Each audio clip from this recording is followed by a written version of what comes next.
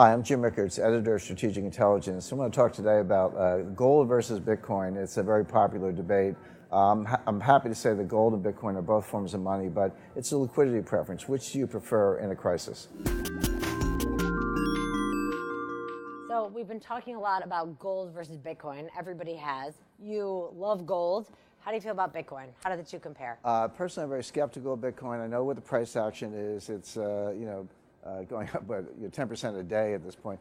Look, Bitcoin could go to 20,000. It could go to 30,000. It's on its way to zero, somewhere between 0 and 200. It's a utility token for criminals, terrorists, money launderers, tax evaders. They'll always find some use for it. So it may not go all the way to zero.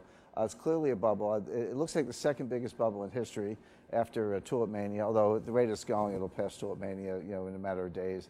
Bigger than the South Sea bubble, bigger than the Mississippi bubble, the Dow Jones in 1929, Nikkei in 1989. Name your bubble, it's bigger than all of them. So I don't own any. I don't recommend it to clients. But I'm a free market guy. If people want to buy it, knock yourself out. And why are you skeptical of the price transactions? A couple of reasons. Number one, there's pretty good evidence that there's a lot of fraud going on. Look, every market in the world, gold, silver, stocks, bonds, LIBOR, exchange, every market, you name it, they've all been subject to manipulation.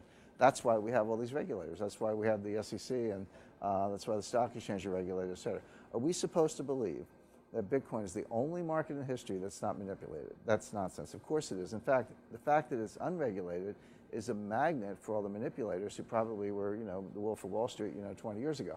So the point is, imagine the following. You and I are Bitcoin miners, right? So I sell to you at 10,000, you sell back to me at 10,100, I sell back to you at 10,200. We just traded back and forth all day. There's no P&L. We're trading the same Bitcoin back and forth, but it's called painting the tape. These exchanges get reported on the Bitcoin exchanges, so an outsider who's completely naive about this says, oh, look, the price is going up. It's just you and me painting the tape.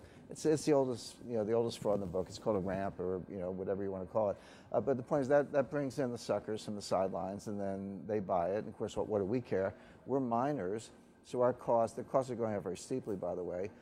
This thing's completely non-sustainable. There have been the amount of electricity power. The reason the Bitcoin miners are in China is because they burn coal, pollute the air, and have subsidized electricity. Or they're in Iceland because it's so cold, it reduces their cooling costs for all the computing power.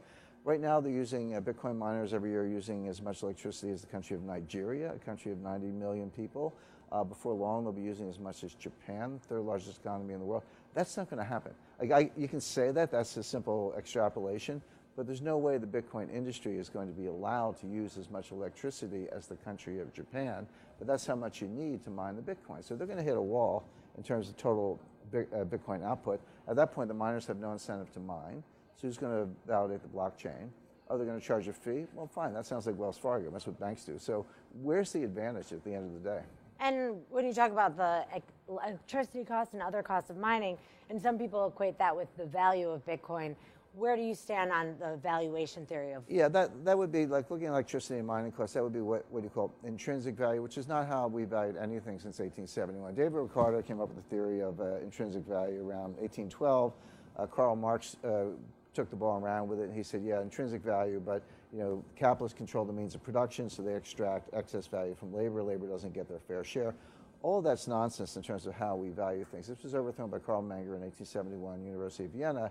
He came up with a subjective theory of value. Something's worth what anyone will pay for it. If you and I, if I'm a miner, let's say a gold miner, a real gold miner, and my cost of production are $1,400 an ounce, and the market for gold is $1,300 an ounce, you don't care about me. I mean, you'll say, oh, Jim, I'll pay you $1,300. I'm not going to pay you $1,400 just because your costs are higher. That's your problem. So intrinsic value is meaningless. What does matter is subjective value, and that's true of Bitcoin and gold. So when I see Bitcoin at $11,000 an ounce or whatever, that's somebody's subjective valuation of what it's worth. Leaving aside the fact that the price is manipulated, that's a separate issue. But the point is, subjective value is based on confidence. It's a liquidity preference. If you're willing to transfer your hard-earned dollars to get a Bitcoin, you're expressing a liquidity preference for a different form of money. But confidence is fragile. It can be very easily lost, and when it's lost, it's impossible to regain. So there are lots of forms of money in the world. I consider gold money. I'll say Bitcoin's money. Euros money, dollar, yen, yuan, they're all forms of money. Which one do you want? Where do you want to put your wealth? That's a liquidity preference.